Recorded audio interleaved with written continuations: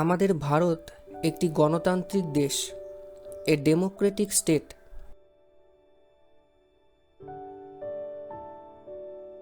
ভারতীয় সংবিধানের পার্ট 3-তে নাগরিকদের জন্য কতগুলি মৌলিক অধিকার উল্লেখ করা হয়েছে।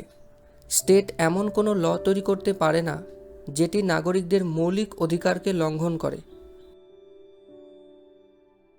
আজকের ভিডিওতে আমরা মেঘালয় হাইকোর্টের রিসেন্ট একটি জাজমেন্ট উল্লেখ করে বর্তমান কোভিড প্যান্ডেমিক পরিস্থিতিতে ভ্যাকসিনেশন নিয়ে অনেকের মনে জেগে ওঠা একটি জরুরি প্রশ্নের উত্তর জানার চেষ্টা করব।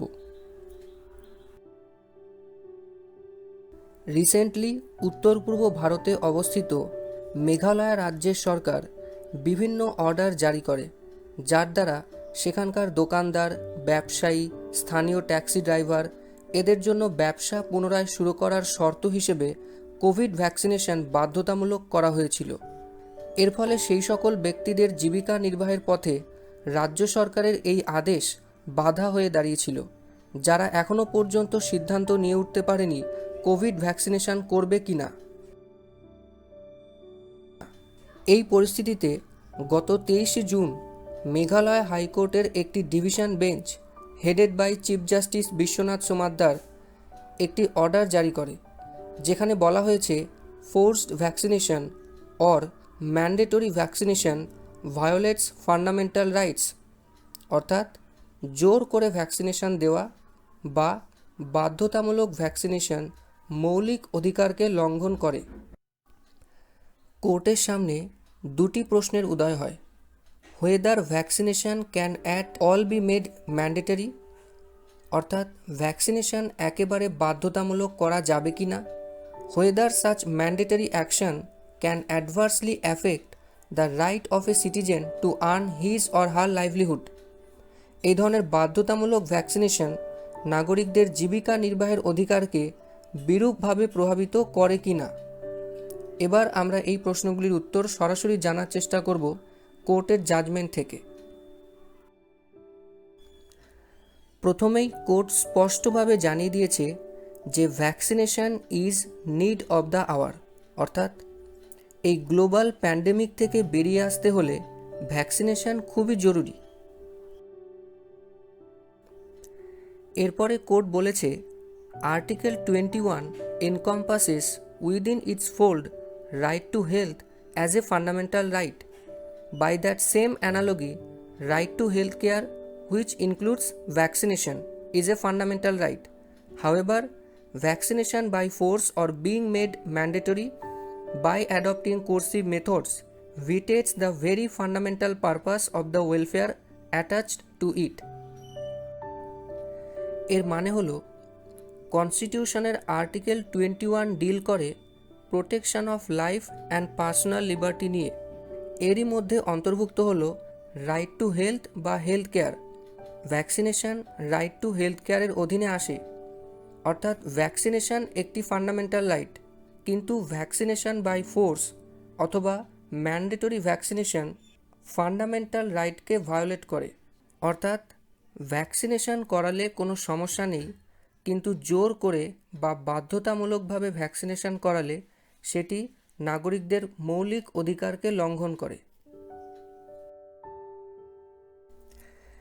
এরপরে কোর্ট একটি কেস উল্লেখ করেছে, Olga টেলিস and others versus Bombay municipal corporation and others. এখানে বলা হয়েছে right to life includes right to the means of livelihood. Any action of the state which is in absolute derogation of this basic principle is squarely affected by Article 19(1)(g, অর্থাৎ বেঁচে থাকার অধিকারের মধ্যে অন্তর্ভুক্ত হল জীবিকা নির্বাহের অধিকার। এই মূল নীতি অবজ্ঞা করে স্টেট যদি কোনো পদক্ষেপ নেয় তাহলে সেটি আর্টিকেল 19(1)(g-কেও ভায়োলেট করে। আর্টিকেল 19(1)(g-তে বলা হয়েছে freedom two practice any profession or to carry on any occupation, trade or business, অর্থাৎ কোনো নাগরিক নিজের ইচ্ছে মতো কোনো প্রফেশন, অকুপেশন বা বিজনেস করতে পারে। এরপরে একটি গুরুত্বপূর্ণ প্রশ্নের উত্তর দেওয়া হয়েছে, can a state government and or its authority issue any notification order which is likely to have a direct effect on the fundamental rights of its citizens?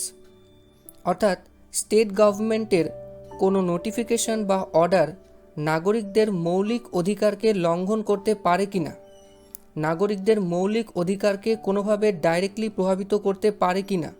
এর উত্তরে বলা হয়েছে, a notification order of the state certainly cannot put an embargo and or fetter on the fundamental right to life of an individual by stripping off his or her right to livelihood।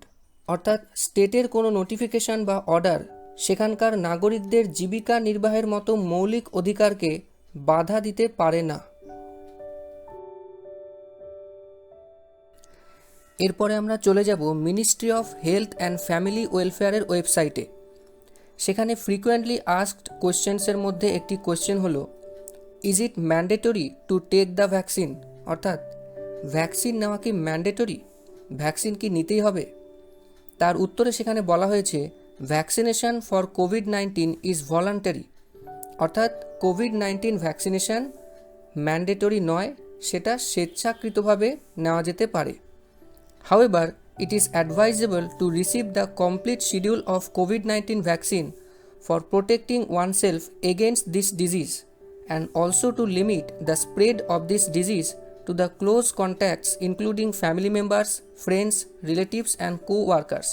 অর্থাৎ এক্ষেত্রে এটিও advice দেওয়া হয়েছে যে COVID-19 vaccine নেওয়া উচিত। কেন নেওয়া উচিত?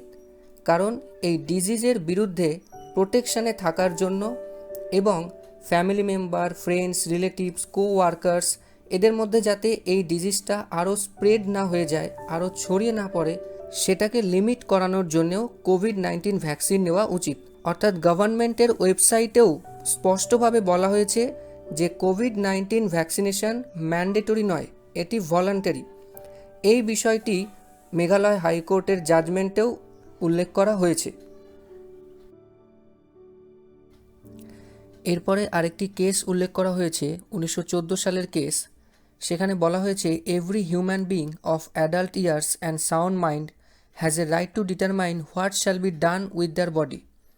অর্থাৎ প্রত্যেকটি প্রাপ্তবয়স্ক এবং মানসিকভাবে সুস্থ ব্যক্তির এটি সিদ্ধান্ত নেওয়ার অধিকার আছে যে তার শরীরের সাথে কি করা হবে।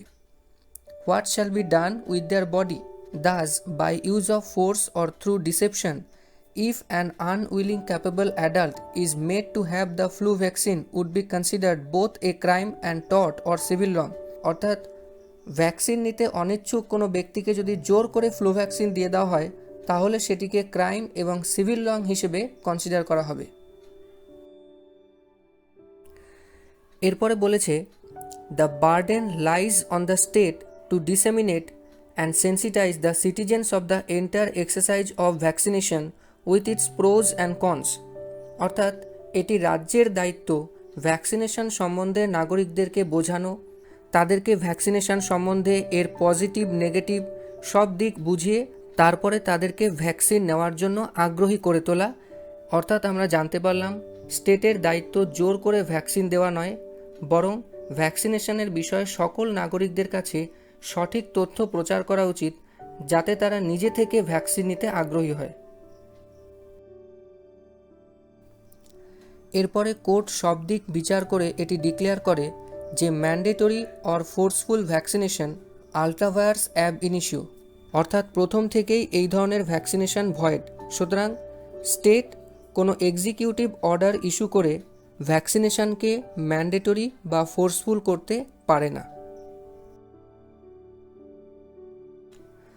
আজকের পুরো বিষয়টি সাম আপ করলে বলা যায় যে মেঘালয় হাইকোর্টের মতে স্টেট গভর্নমেন্টের উচিত ভ্যাকসিনেশনের বিষয়ে পারসুয়েসিভ নেচার অবলম্বন করা, কোর্সিভ নেচার নয়।